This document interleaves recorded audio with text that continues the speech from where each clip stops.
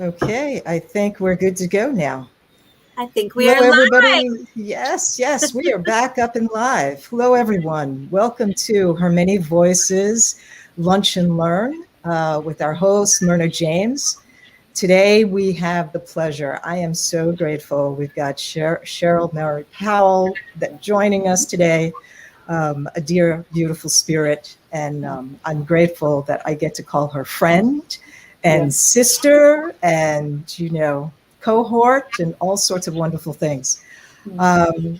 So Her Many Voices has been doing this work in the nonprofit sector for the last 12 years now. In March, we had a 12-year anniversary.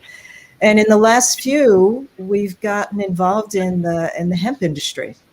And I've had the privilege of meeting a number of people who have been extremely helpful in this process that we're going through. We're bringing hemp back into community, and it was on hiatus for quite some time, and since 1937 in this country. So I feel like we're all in this infancy stage of coming back into it and really learning what we get to do with this beautiful plant and all of its wonderful medicine. So a few years ago, maybe about 3 years ago, I met Scheril at one of the events, and we've been communicating back and forth ever since. And I kept saying, there's got to be a way. I know we can work together. Yeah. And it's unfolding little by little. So welcome, Scheril. I'm so happy that you join us today.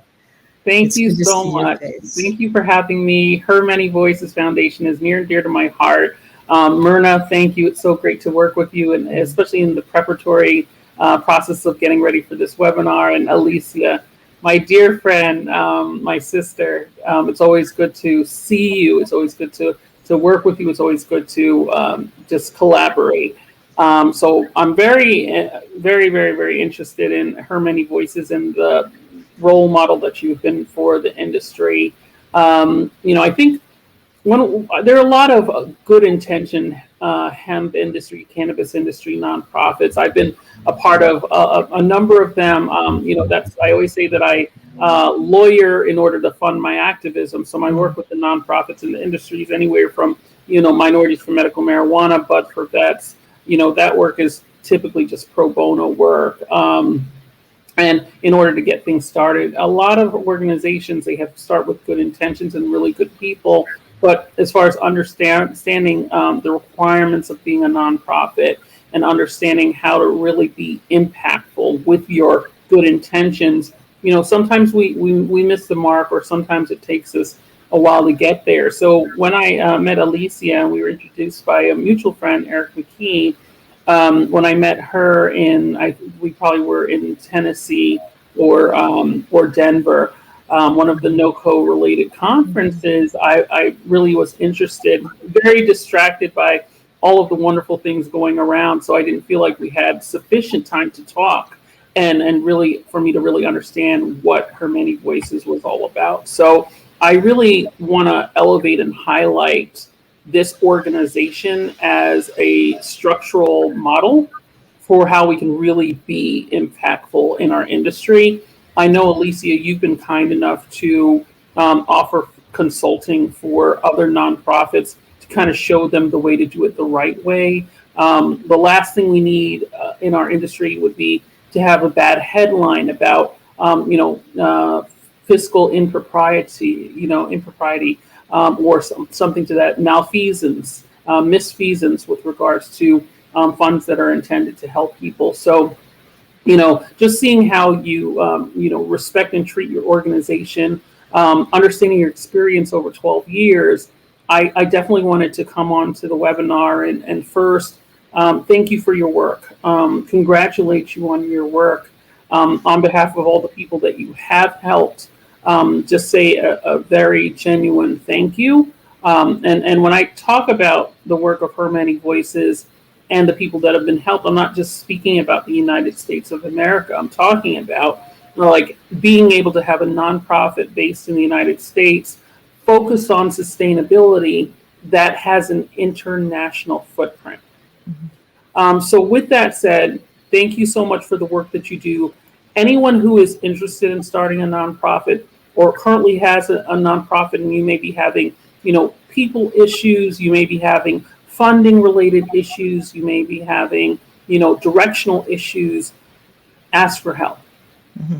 Ask for help. That's the most important first step, is when you're getting to that place where you're stagnant, before you get into trouble, ask for help. And I definitely endorse Alicia Fall as someone that I would recommend you go to as far as getting some guidance. She does not give legal advice, but what she can show you is the blueprint for what she has been able to do successfully in working with countries such as Haiti and Nepal and Europe, and really understanding things. And another thing I admire about Alicia, and then I'll go into some of my work after that, is the fact that she tried to understand the hemp industry from the ground up. So a lot of us we start off with the 25 to 50,000 uses of hemp. We're coming out of prohibition, and our knowledge doesn't have that solid foundation that it really needs to build, as I say all the time, build a sustainable hemp industry. You'll notice with her many voices, the logo, and you see it next to me on this podcast. It's a tree. It has roots, and that's what it's all about, building those foundational roots. So what Alicia has done is, she went to Europe and studied with the masters of hemp who've been doing it for decades in Europe. She didn't just say, hey, I'm a hemper, I hemp for everything, hemp can make everything in this room. She didn't stop there with how she built the foundation of her knowledge. And that's something in hindsight, I think, even myself as a cannabis attorney, cannabis agricultural and dietary supplement attorney, I feel like I've been neglectful in not doing that research and really positioning myself in Europe, understanding the European market, understanding the Chinese market with regards to the textile production, to really focus on how we can build sustainably here. So, I've definitely spent a lot of time researching, and I've learned a lot on the job. But what I would like to do as a next step is really follow in Alicia's footsteps and the work she's done as her many voices, in really understanding that global hemp industry and what parts will work in the United States and what parts will not work in the United States because of economical reasons.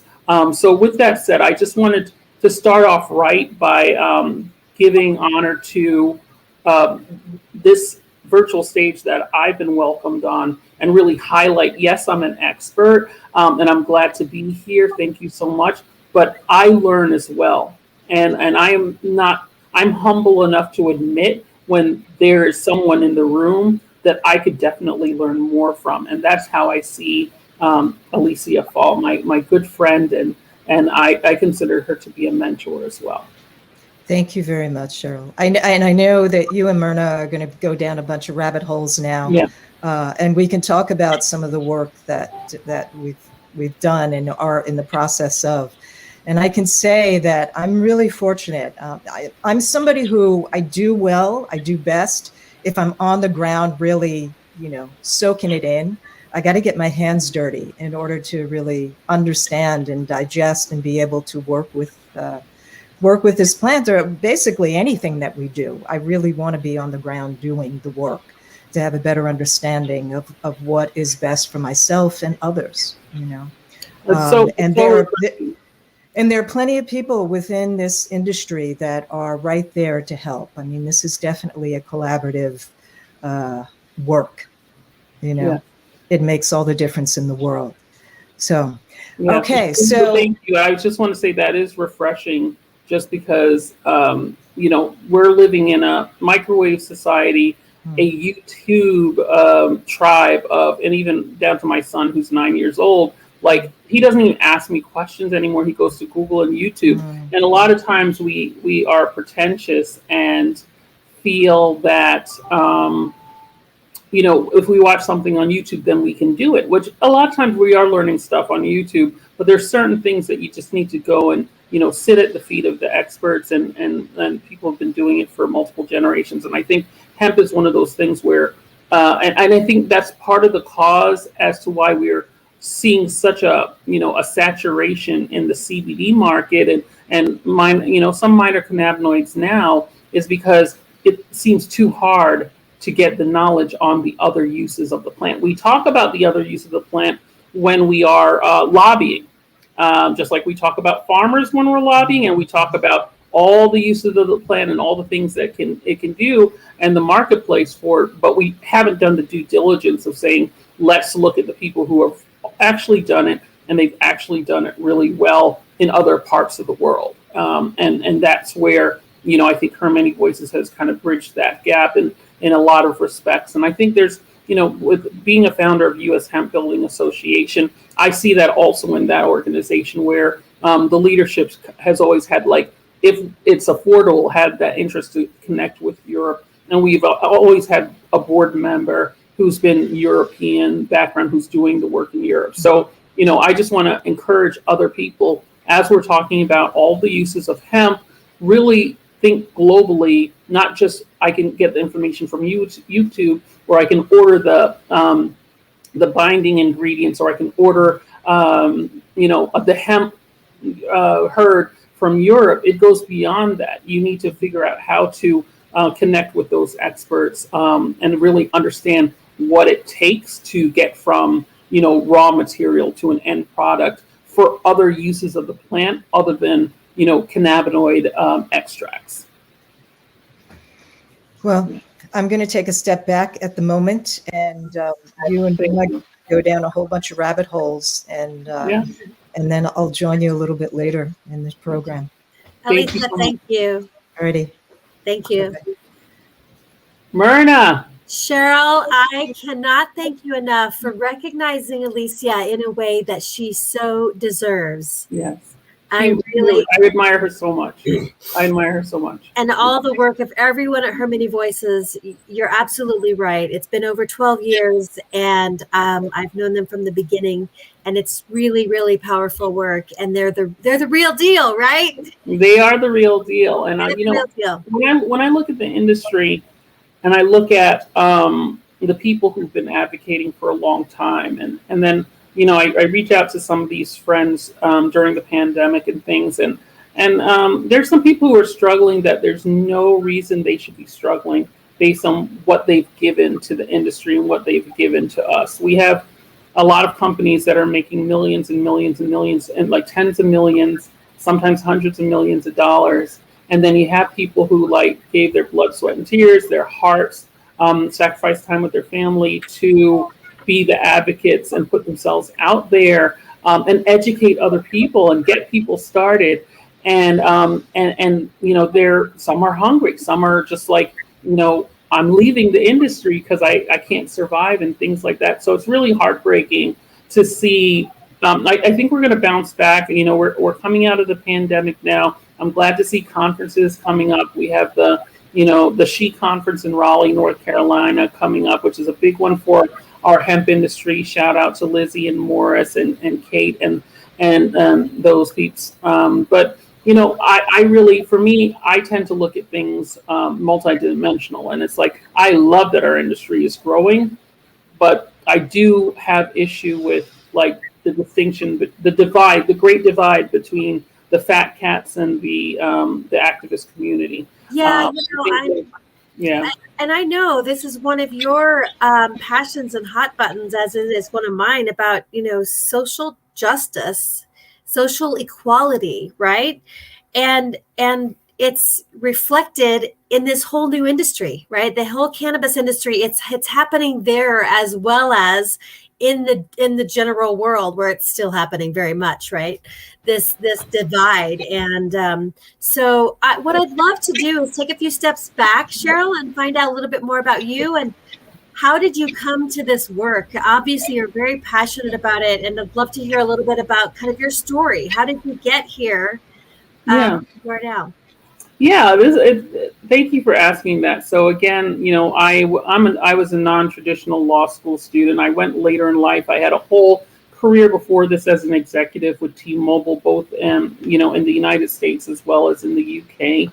So I moved to England for a while. I came back. I worked for BlackBerry for a couple of years and another wireless carrier after that. And then life things happened, got married, got quickly pregnant with my beautiful son, Judah, and then separated while I was pregnant, and I went back to law school. So that's like the long and short of how did I become a lawyer. And then when I graduated, I didn't know anything about cannabis law. I hadn't thought of it. I didn't know it was a thing. And, I was working hard. I was doing probate and estate planning and some corporate law, et cetera. And then, I had a weekend where I took some time off, and in my spirit, God said, hey, look at cannabis law. And it was not something I'd heard about. And I started reading, and from there, I couldn't stop. So I've told that story many times. And that's basically how I got started in the cannabis industry. There were some, harsh realities that I observed when I first got in. One is, there aren't a lot of people who look like me. It's very male dominated, and there aren't people of color represented, especially on the dais. So, that was my first mission, is to say, how can we get people of color in these organizations that are speaking, and also on the dais, so it'll be encouraging for other people of color and other women as well.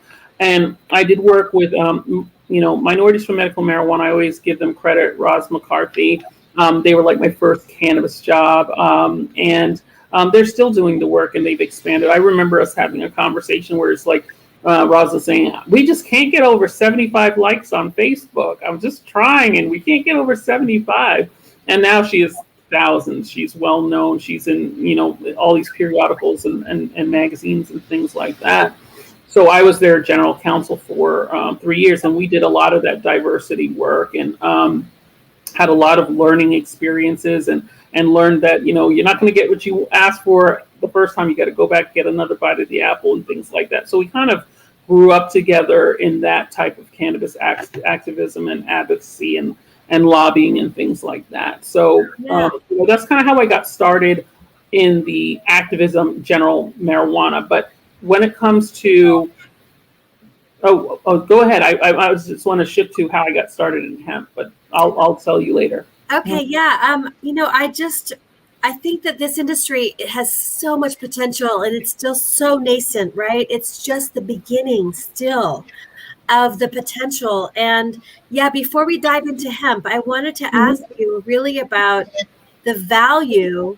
How did you learn about, and why do you care so much about the value of medical marijuana and the aspects there?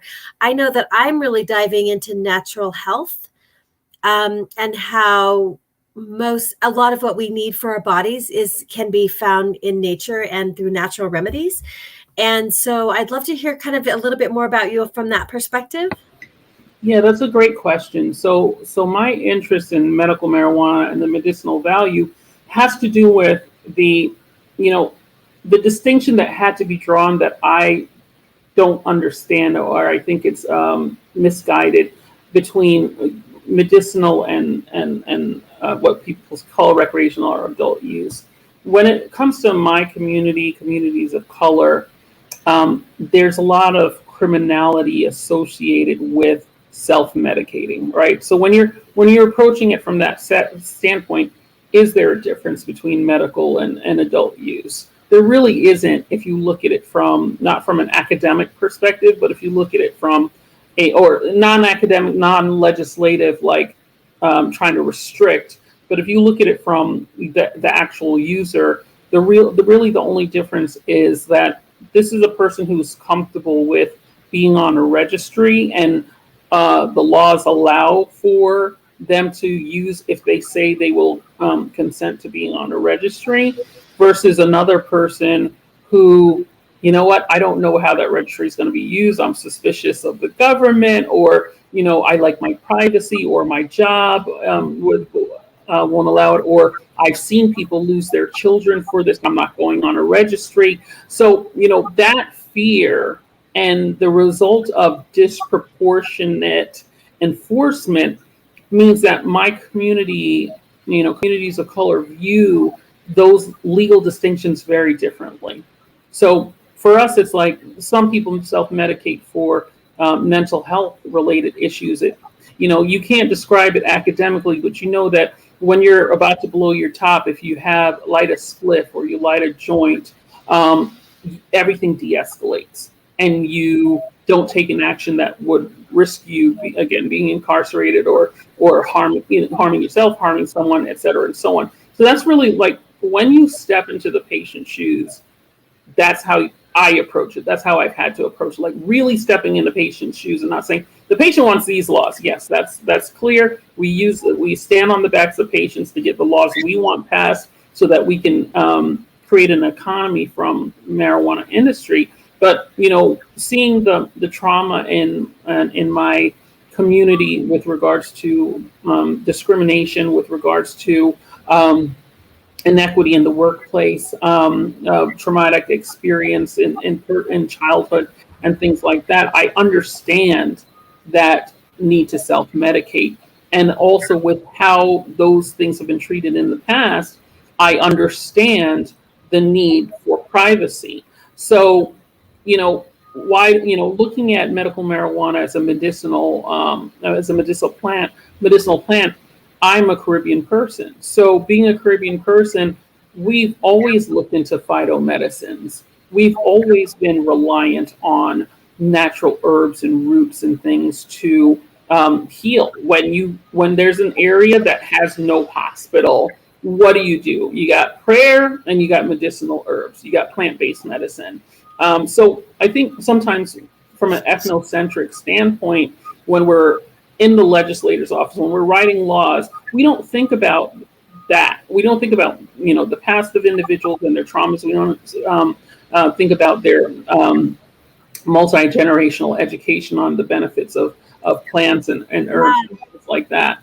You're really bringing up two different things in addition to the natural benefit. The inequality that's inherent for people of color is this is just another example of where it's just inherent in the system, unfortunately, right? Yeah. It's here. And then the second thing is this very interesting line, which I personally hadn't thought about before now, which was the line between medicinal use and recreational use. Yes. And how do you really define it?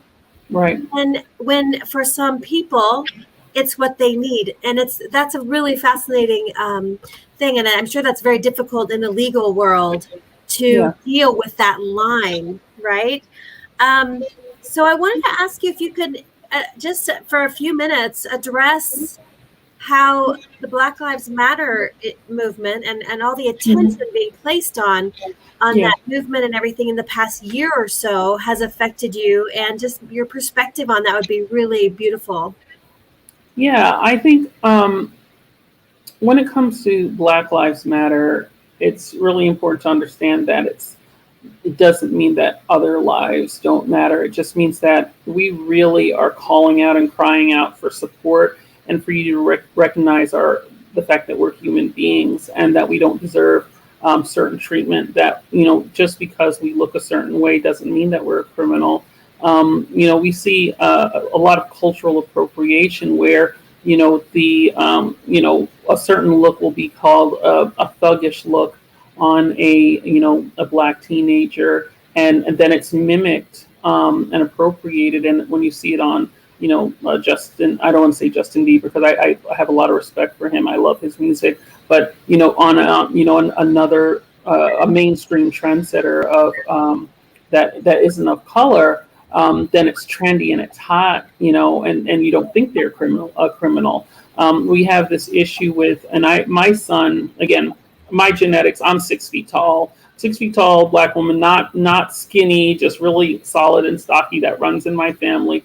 It is what it is. My son is also basically like a tank. He's built solid. He's tall for his age. He's taller than most, like some of my friends already. He's tall and he's 9. So when you have the issue of the big Black boy, right, who looks older than they are, there's fear. And when I hear the pushback on the Black Lives Matter movement, it's hard to not get emotional about the fact that I have to keep pushing for this, because all you're going to say if something happens to someone I love and care about is, my thoughts and prayers are with you. Oh, it was a mistake, and things like that. And it doesn't, that's not recovery. So on the front end, I can't wait on the back end for you to give an apology or say my thoughts and prayers are with you. I have to, on the front end, do the work and educate and really show that these are kids. These are kids, and they just like other kids, and they experiment and they follow what's on television. And at the end of the day, they're kids. People. You'll see people. You see George Floyd, and he wasn't a child, but he's calling for his mother because that's the comfort, that's the security. So, Black Lives Matter affects me. I've been watching the movement and supporting the movement for a long time, but it's because I understand what's between those lines, and fear drives both sides of the movement. For us Black mothers, we're deathly afraid of how people look at our kids. We're deathly afraid of law enforcement, and we're just afraid because it doesn't fall in line with justice. It doesn't fall in line with what I read in the law books as far as the treatment we're seeing on the streets. I have a son who's getting older, and in 5 years he's going to be driving. Maybe 6 years he's going to be driving, and that's when my fear is going to escalate. Yeah. And we legitimately, every time our sons leave the house, we are concerned and we are scared until they return to the house. Yeah. I was just going to say the fear on the other side is based on what is depicted on television as far as who we are, and it's so distinct from who we really are, but it has a psychological effect on the younger generations where it's self-fulfilling prophecy, especially for people of African descent that have never been to the African continent and seen all the business people in the Ghanas and things like that who aren't from the Caribbean. I'm of Caribbean ancestry. And yeah, your prime minister can really look like you. Your leader can look exactly like you, and the entire parliament and things like that. So it's very challenging. I'm glad you asked the question, but it's a very multi-layered conversation. It is. I just want to also acknowledge, I really had an epiphany last year around Black Lives Matter, which was that I don't know, to some extent, I think a lot of us are naive, a lot of us whites perhaps, or whatever my worldview is, right? But it was that the Constitution says equality, and it's not there. It's literally not happening. Right. And so that is, it was a real epiphany for me last year. And I also am raising a adopted Asian son who has autism, and he's the coolest thing in the world, right? He's amazing. And I'm totally going to mama bear mode all the time, but it's something I'm so aware of. From that perspective as a parent. And then I also just want to mention one more thing. I work with artificial intelligence and ethics in AI, and the really important need for ethics in AI. And I don't know if you've seen the documentary called Coded Bias. I haven't, no. It's about how African-American people and many people of color are, the algorithms are not correctly identifying people of color to the detriment of those people, right? And so most of the companies have pulled back on their AI that does facial recognition. So I think there's some corrections that are trying to happen right now in that field, and I just wanted to mention that because it's another area where it's inherently it's baked in that there's a problem. So many areas. There's just implicit bias, and I encourage the industry to do bias training throughout. I know a U.S. Hemp Building Association. We have plans. The last board voted on bias training for an entire membership so that we can really have a clear view of the impact of these types of issues.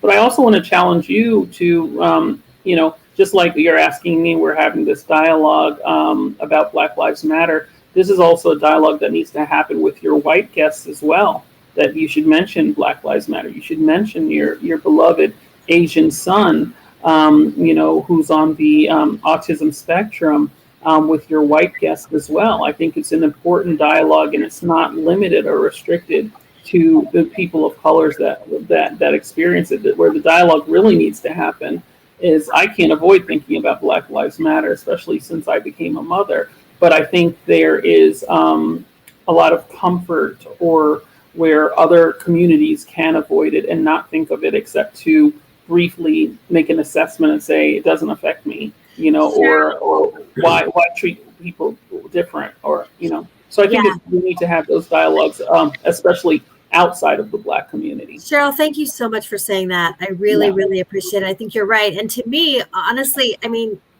it's differences, right? It's the fact that deep down we need to appreciate and embrace and love our differences as humanity. Every human being is different and unique, and so I want, I love embracing those things, and I realize culturally, and we have a long way to go, right? Yeah. So no, but it's beautiful. It's beautiful that we can, as women, have this conversation. There's a beautiful, I guess it's a series that was out called Mrs. America, and it talked about the women's movement and some of the fractions in the women's movement, and Shirley Chisholm's race for president, and the lack of support she got from some women, and some of these conversations that, like the conversation like we're having, that's probably what would have kind of mended fences back then, and we would have maybe had a Black female president a long time ago if we had that level of honest dialogue and support. So, it is what it is. But, moving on to like the hemp side of things, it's really good to see more, people of color getting into the hemp industry. And I'm also seeing a lot of organizations that are mainstream organizations, not with a high level of Black membership, stepping up to the plate to engage with other communities and try to be more diverse. Again, USHBA, we launched our Communities of Color Outreach program. I think they renamed it so they can be more inclusive, which is fine.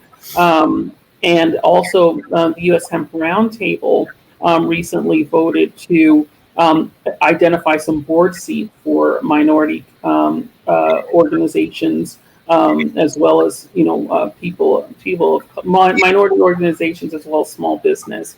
So that's the type of leadership I like to see. I like to see when you put your money where your mouth is. Enough lip service where we are diverse. We're walking up to the Black person at the conference and asking them to join you.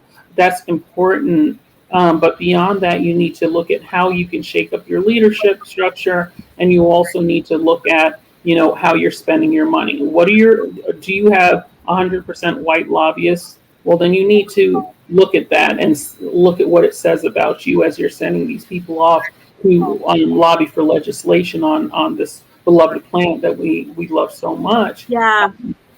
Absolutely. And I love this transition. It's perfect timing to transition into the conversation around hemp. I have learned so much from Alicia about it, about sustainable building and all the incredible things that this plant can do. So I'd love to bring Alicia Fall back into our conversation. Fantastic. So the three of us can chat a little bit about this. And before we don't go too far into all the benefits, you mentioned, Alicia, at the very beginning that 1937 year, and I know that's when hemp was made illegal, right?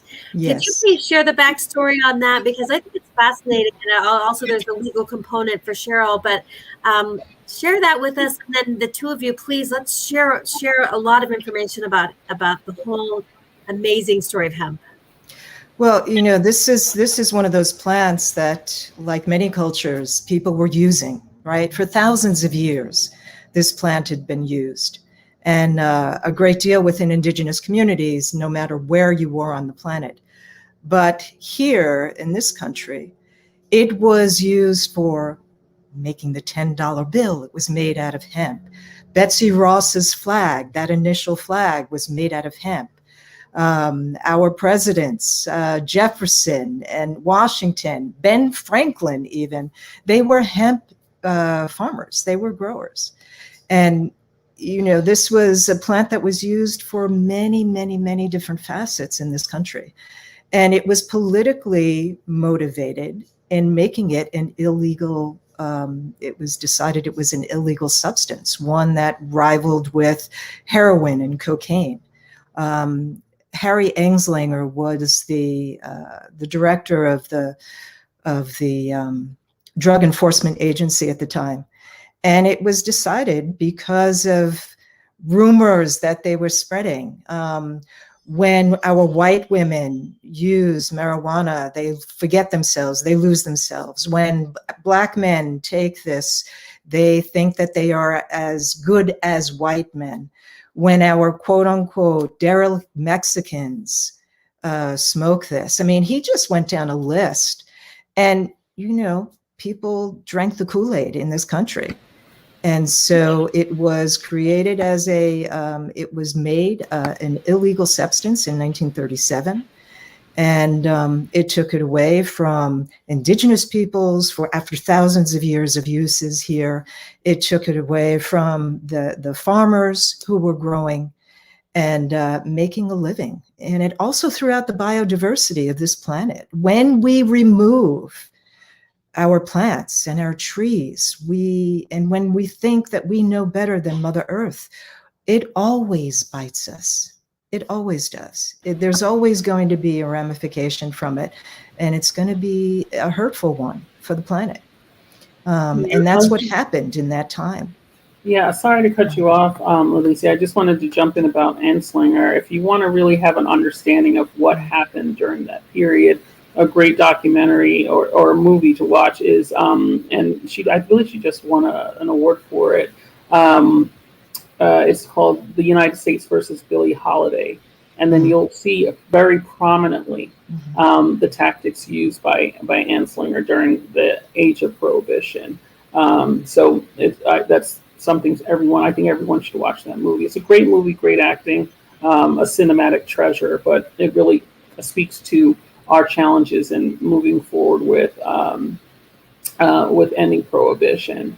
And I know I'm mindful of the fact that our topic is about building a sustainable hemp company in this highly regulated market. So when you talk about, this highly regulated market that we're experiencing, it is exactly what we asked for. It's exactly what we prayed for. It's exactly what we worked for. We just didn't understand it. Part of it has to do with misconceptions about our justice system and how laws work. And we think once something's legal, we're all good. No, it doesn't work that way. I think, again, communities of color, we know that it doesn't work that way, but I think it was an eye-opener to everyone in the hemp community as far as what this means. I sometimes say more regulations, more problems, more legal, more problems, like just a shout out to Jay-Z for, more money, more problems, or is that Biggie? One of the two of them. But yeah, more money, more problems, more legal, more problems. And you have to prepare for it. We've gotten the laws changed. We've gotten the attention of big money people from a variety of industries. We used to be like, big pharma's bad, big pharma's this, big pharma's sitting in our conferences, big tobacco sitting in our conferences right next to us. We're trying to make deals with people, and they're holding off just until we have true federal legalization. There are a number of legislative acts that are sitting there that will make us more legal than we've ever been. But with that will come an increased level of very sophisticated competition and sophisticated laws. When we look at the FDA, so that's more on the cannabis side, the hemp side, the consumable side, the FDA overall is being challenged as far as modernizing, as far as changing law. So they're going to have to do an overhaul regardless of CBD or not. But we're going to have to ride on that wave with them. And we need to get ready. We need to understand it's not just enough to say, hey, I understand how we manufacture cannabis. You're really going to have to think in terms of dietary supplements. You're going to have to think in terms of, medicinal, pharmaceutical grade of creating a product. So with that said, we need to get ready. And that's the message that I guess for the past, I would say a little less than a year, but I've been consistently sharing in a variety of ways and really customizing my message for the audience. But this is a message you're going to see me present over and over. It's just going to be different every time you hear, slightly different every time you hear it, depending on the audience. We need to get ready. We need to build sustainable companies. We need to make sure that we retain the market share that we have. All of our small companies, a lot of hemp companies, hemp manufacturing companies, the ones I started with, Green Roads, Sunflora, also known as your CBD Store. When I met them, they were mom and pop companies. They were small companies, and now they're very successful. And with that, we have to figure out, how do we bridge the gap in education about where we were starting, and based on what the laws were like in 2014, 2016, 2018, and where we're trying to go, and what the laws look like now. So the ones that are doing well are the ones who successfully bridge that gap and understand, hey, I'm going to have to get this compliance officer in-house. I'm going to have to get this lawyer who understands FDA regulations in-house. I'm going to have to get an HR person in-house who understands, staffing and FCRA compliance, which is why I got into the background screening area as well. In addition to my practice, I am a business development manager for creative services, and we have, if you go on our website, creativeservices.com, under industries, cannabis, you'll see a layout of why we need to get ready and make sure that as we're doing our hiring, and cannabis is the fastest growing employer in this country. As we're doing our hiring, we need to make sure we do it in compliance, because no good deed goes unpunished. Last thing you need is to have a willful violation for FCRA, and then you lose the house that way, when we were trying to safeguard about losing the house by having a bad certificate of analysis. It's way beyond that now. We are a real grown-up business, and we need to act like it. We have a question that's come in from Donovan. The question is, isn't mixing cannabis and the industrial properties of hemp counterintuitive? One is about creating a product, another about altering a mental state. Mixing them together does more harm than good.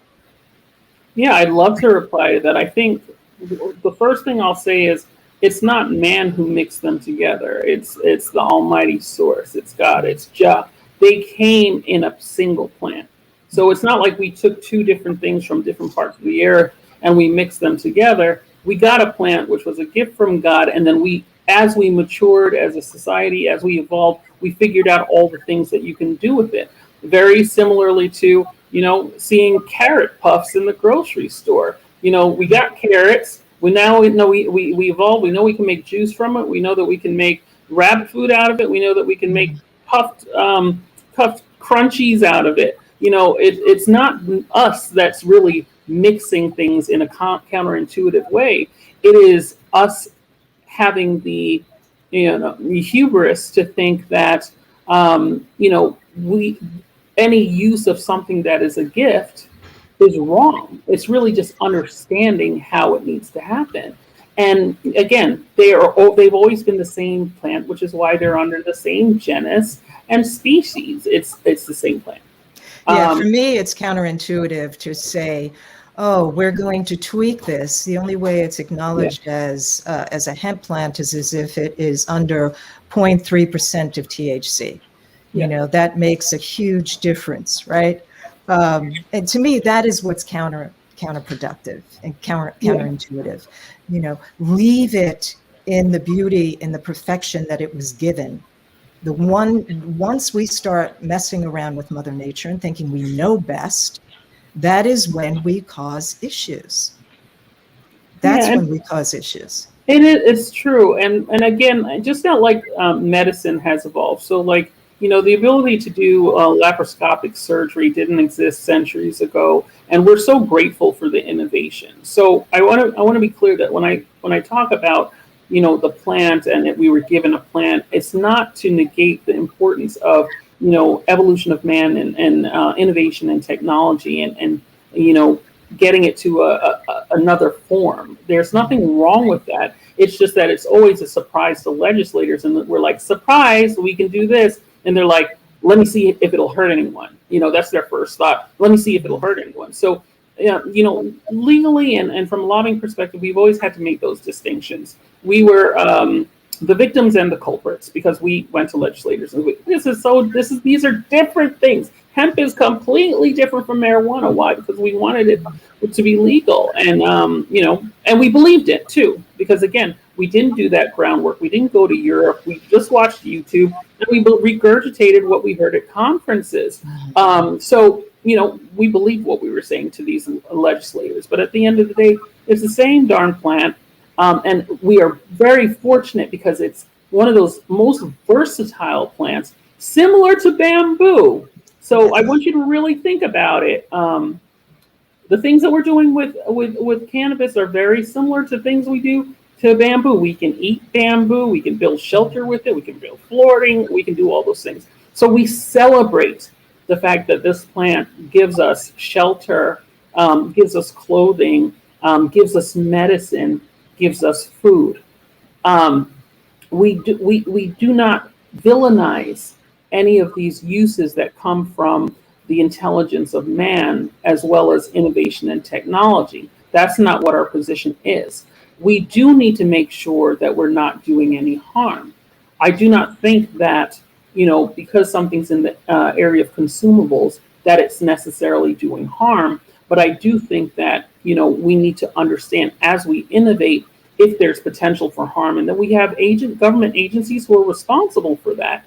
And the industry has always been a huge supporter for government learning more so that we cannot harm people. We have always been the community, even in the illicit times, the community that is safeguarding children. We were self-regulated for decades. We were self-regulated. We called out our own bad actors. We got rid of our own bad actors as an industry before the government would even look at the education and look at the information and look at the research. They just wouldn't look. But we had to self-regulate and make sure there wasn't a sick kid here and a sick kid there from misuse of the product. Now we have the support of government. Now we have the support of universities, and we are very happy with that because our intention is to heal and help and provide shelter. Our intention was never to create harm. And I think, there's so many other phytomedicines that if it's used inappropriately can be toxic. And there are things that are approved by the FDA that when they're used inappropriately, they can be fatal or toxic. So, I don't know why we have this high benchmark for cannabis where it needs to be we need to be convinced that there's no way that it can be misused. I mean, we don't use that measuring stick with alcohol. We don't use that measuring stick with pharmaceuticals. We don't even use that measuring stick with textiles and allergies and food allergies and things like that. We don't even look at it the same way. We see what we do for peanut allergies, but how many years were we giving out peanuts on the plane in packets? We didn't know any better. Right. There's so many misconceptions, right? There's so many misperceptions about this. And as you said, learnings that come over time. I would love to hear from you, maybe some of the big benefits of using hemp for building and that kind of thing. And then also, Alicia, maybe you have some more questions for Scheril around, around building the company or whatever other aspects that we need to hear from her while we still have Scheril here. Yeah. So, to talk about some of the benefits of using hemp, like you were talking about bamboo, it's a wonderful, wonderful plant. It's wonderful medicine, right? Bamboo, like hemp, it is a great remediator. It's a soil remediator. It sequesters carbon. It does it 4 to 5 times greater than trees. So there are some real big perks to using it in an industrial way for building. I don't know, Scheril, do you want to talk a little bit about working with the plant within the industrial world first, and then we can talk about. Yeah, definitely. There's so many benefits of the plant, as we talked about. There are a lot of uses for it, and all of those uses need to be explored further. I don't believe in a hierarchy of uses of hemp. I don't believe that the fiber uses are superior to the cannabinoid uses. Time will tell what regulations we need to put in place to restrict harm when we're building homes with hemp and using binding materials where there aren't any standards to what binders, using binding materials that work in Oklahoma, in Colorado, and using it in Florida. Is that going to sustain with different heat, different climates? Are the materials used for the binding, are those things high regulated, or are they harmful? So we're excited. I don't want anything I say to take away from anyone's enthusiasm or excitement, but please don't believe that any use of the hemp plant is superior than any other use of the hemp plants. They are all a gift. They all need further exploration, and good on us for being champions for this very sustainable plant that can do so much in our environments. Benefits, it's a cleaner process. It's cleaner than a lot of things that we've been using. It's disruptive. It's very disruptive.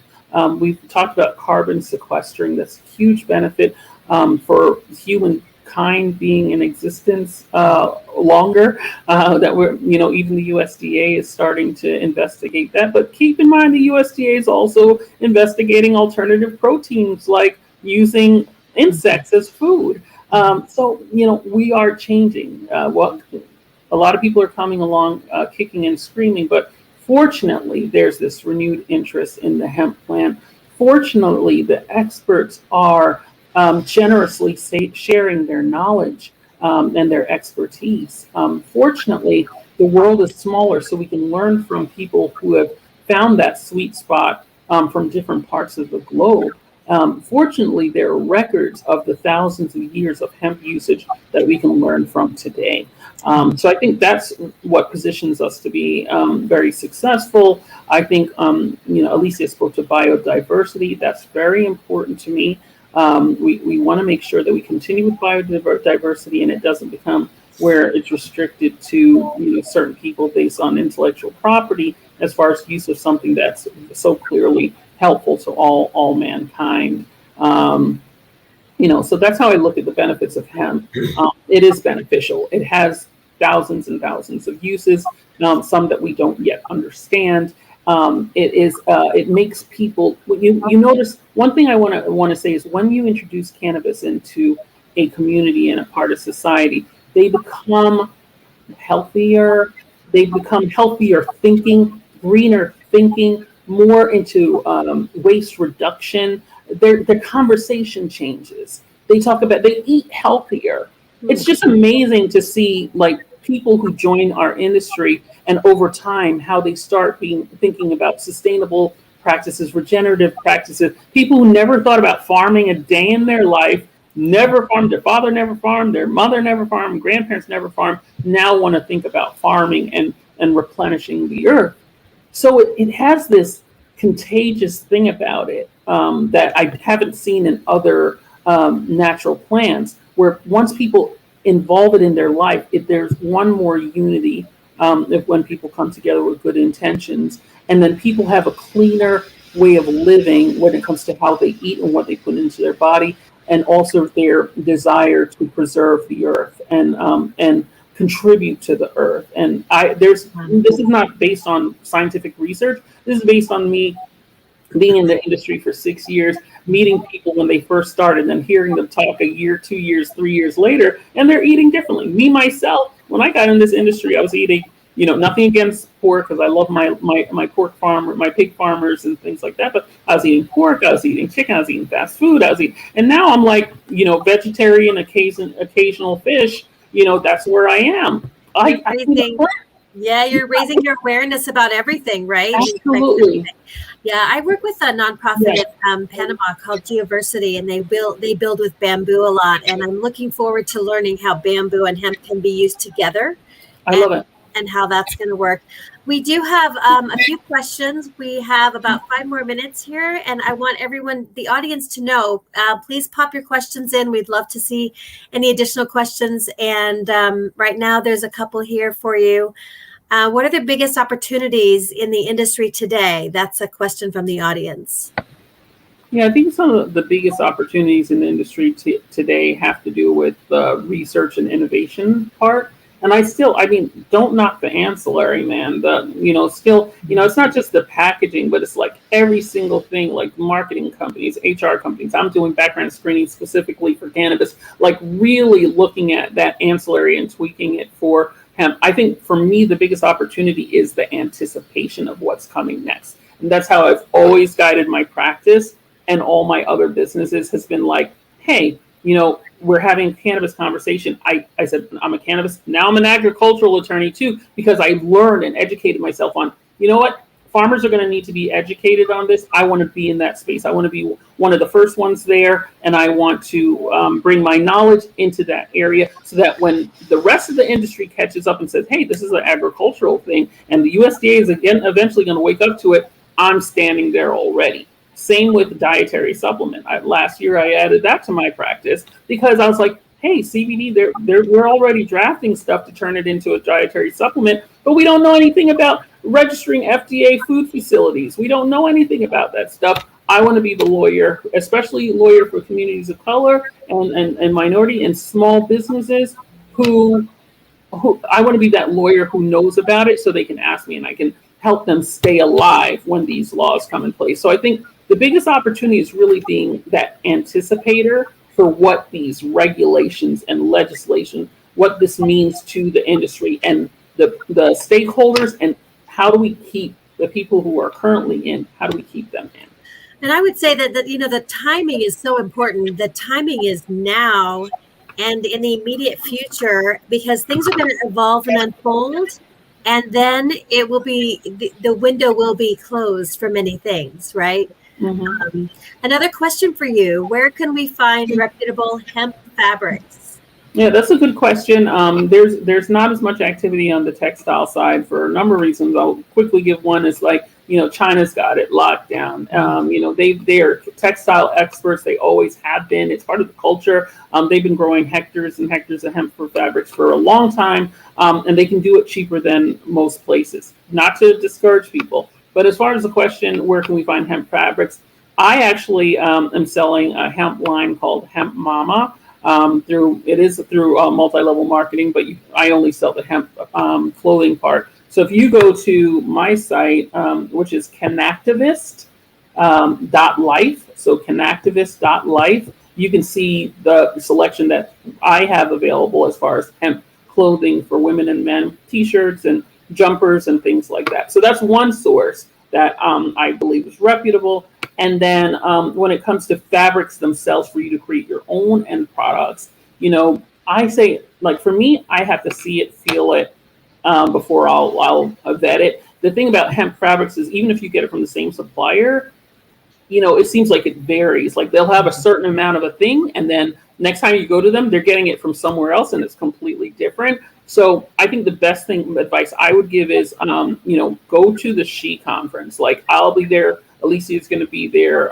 It is, I think it's September 2nd to the 4th in Raleigh, North Carolina. There will be vendors who are experts in that area, and you'll see what they currently have, and you can assess what they currently have and have that conversation, and then determine what you want to buy in order to create the end product that you're looking to make.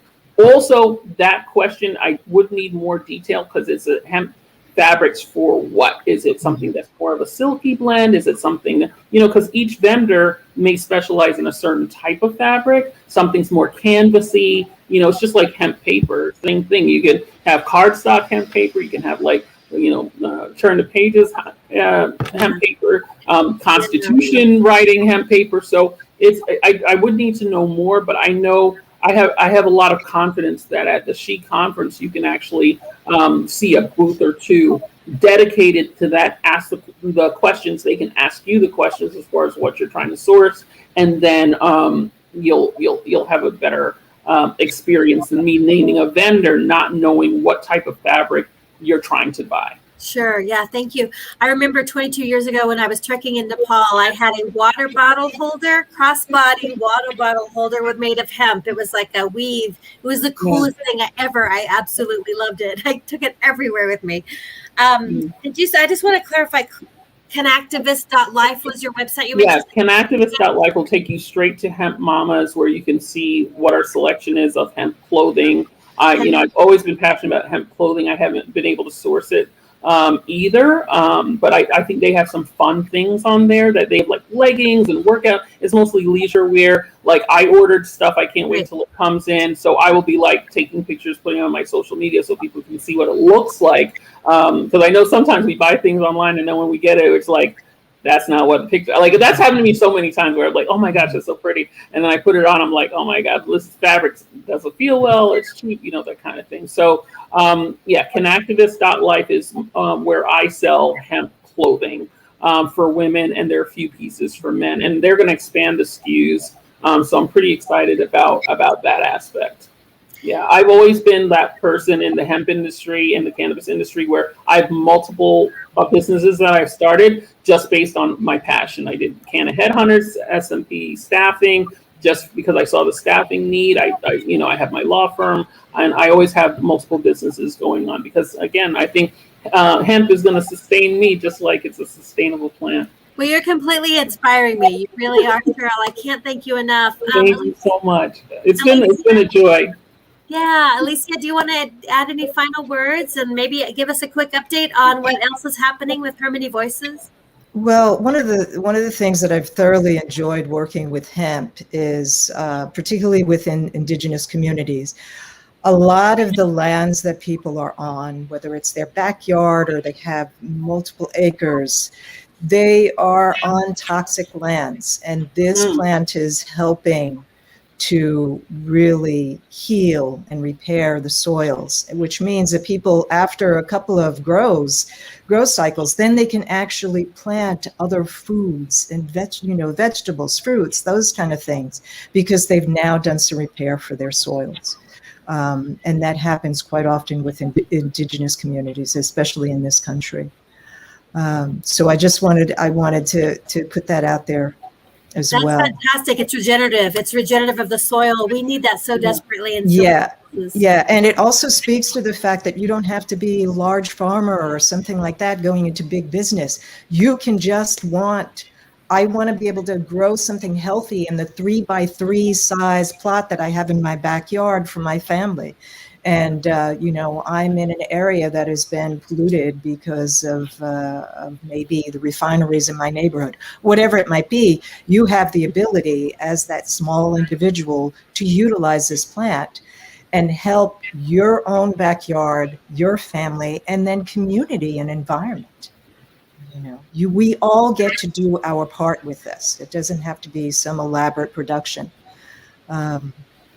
So I just wanted to acknowledge that.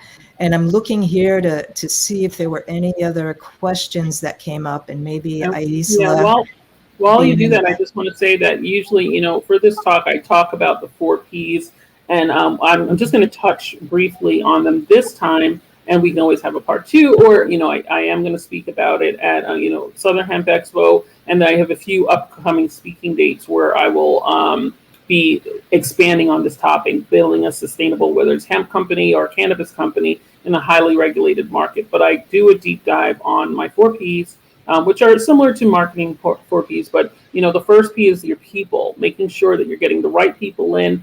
We're usually adverse to background checks in our industry, but at the point where we're at, we can't afford for willful violation issues to take down our companies. So, I talk about background screening, but I also talk about empowering your people and empowering them to make the right choices, making them feel valued, hiring based on the skill set, not just saying it's easier for me to hire my cousin or whoever, but really getting people who are fit for the particular roles you need them with, who hunger for advancement. Because if they're hungry for advancement, then as the company grows, then you'll be able to move them up and they'll have more money, more responsibility, and more knowledge. So your policies need to be right and tight. If you're on the consumable sides, your GMP certification, even down to your co-packers, make sure they're registered as an FDA food facility and or qualified facility if they're a smaller one. So research what that means and what that means for our industry. Purity, that's really where we tend to be a little bit more sensitive, is, making sure our labels match what's in the bottles, ensuring that we have a certificate of analysis that's accurate, and we can talk more about that next time. And then profits, really making decisions not just based on our profits. And we're all guilty of this, we're activists, we're an activist community, and we just do things because we like it. We travel wherever we need to because we like it. We really don't do the scrutiny as far as what's going to be the return on investment for this trip, what's going to be the return on the investment for this relationship, what's going to be the return. We haven't gotten to the point where we're doing that type of analysis really well and focusing on profitability, not to the detriment of the plant and not to the detriment of purity and not from to the detriment of changing who we are as an industry, but in order to make sure that we are very much fortified for this next era where we're going to see larger industries come into our area. And we want to stay around. We want to be able to stick around, or else it's going to be the same thing that we saw with the Anslinger that we always talk about. Yeah, we definitely have to put people and planet before profit, and profit comes when we do that. It always does, and yes, there'll be enough to go around, and we don't need to be greedy about it by any means. But people and planet always before profit, that's for sure. We just got a little notation here from Harmony, and she says, thank you for all the wonderful work you do. And so she just wanted to put that out there, Scheril. Beautiful. Thank you, Harmony, for taking the time to watch us, not counting it as robbery to spend your time with us today. Thank you so much to everyone in the audience.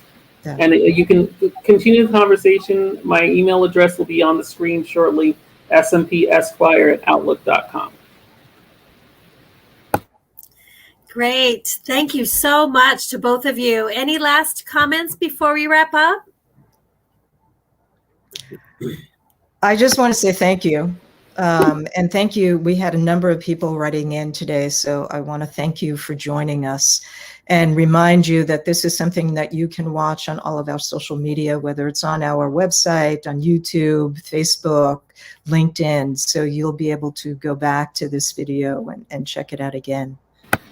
Yeah, and there was a little typo on my email address. The Q is missing, so it's smpesquire at outlook.com. I missed that earlier, so forgive me, but it's smpesquire.com. Love to hear from you guys, and there's plenty of YouTube videos of my other talks, so just go on YouTube and put in Scheril Murray Powell, and a whole bunch of great videos will pop up for you if you're looking to educate. And as you are so moved, please do know that Harmony Voices is a nonprofit that is well deserving of your donations. The tag is coming across now, the short link. So please, if you're moved, it's absolutely worth it. Thank you. Thank you for that reminder, Myrna. We greatly appreciate it. And, stay in touch with us out there, because we are moving forward with certain projects. We're working on a particular climate strong initiative in the Denver area. So more will be revealed over time with that. And I'm grateful I get to partner up with Scheril in some aspects of what we're doing. Same. Yeah. Super excited about what's next, especially with Harmony Voices, and I'm glad to be a partner. So I look forward to it. Continue to watch these lunch and learns. Very great information. I hope some of my audience is now part of your audience. So we're going to keep this education going. Yes, and I believe our next lunch and learn, I got to double check on this, but I believe we're going to have architect Bob Escher that will be joining us. And Bob has been working out of Vermont for 30 some years, but he is also a hemp architect too. He designed the first permitted hemp structure in the Colorado area in Denver. So that would be great. We look forward to it. Yeah. All right, ladies. Thank you so very much. Thanks to everyone who joined us. Thank you.